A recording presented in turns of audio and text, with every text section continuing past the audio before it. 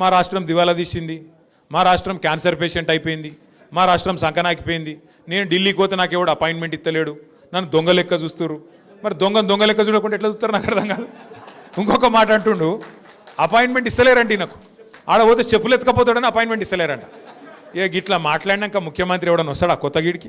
ఉన్న కంపెనీలు పారిపోతాయి తప్ప ఎవడన్నా కొత్తోడు వస్తాడు? ఇక గిసొంటి వాడు అంటే అభివృద్ధి చేస్తాడు. రేపు షేక్పేటకు ఈయన కాడనే రూపాయి లేదు. తెలుగులో సామెత చెప్తారు చూడు, మింగ మెతుకులేదు కానీ మీసాలకు సంపెంగ నూనె పెట్టిండట వెనకకెవడో గట్ల. ఆయనకంటే పైసలు లేవంట, కానీ డెవలప్మెంట్ కావాలంటే కాంగ్రెస్ కోటేయాలనంట. యాడికెళ్ళి చేస్తావు డెవలప్మెంట్ మరి పైసలు లేకపోతే? దయచేసి నేను మిమ్మల్ని అడిగేది ఒకటే, ఆలోచించమని కోరేది ఒకటే, ఎలక్షను ఒక మంచి మోకా మీకు. ఎందుకంటే మళ్ళీ ఇప్పుడు తప్పిపోయిందంటే మళ్ళీ జిహెచ్ఎంసీ దాకా దొరకడు కాంగ్రెస్ వాడు. ఇది పట్టుకోవాలా, బాకీ కార్డు పట్టుకొని ఇంటికి రాగానే అడగాలి, ఏం బిడ్డ వచ్చినావు, మంచిగానే వచ్చినావు, మరి ఏమైనా 55,000 రూపాయలు ఏమైనా కొడుకు అని అడగాలి. మహాలక్ష్మి పథకం కింద మీరే అన్నారు కదా, నెలకు 2,500 ఇస్తామని, గ్యారంటీ కార్డు ఇచ్చిపోయినావు కదా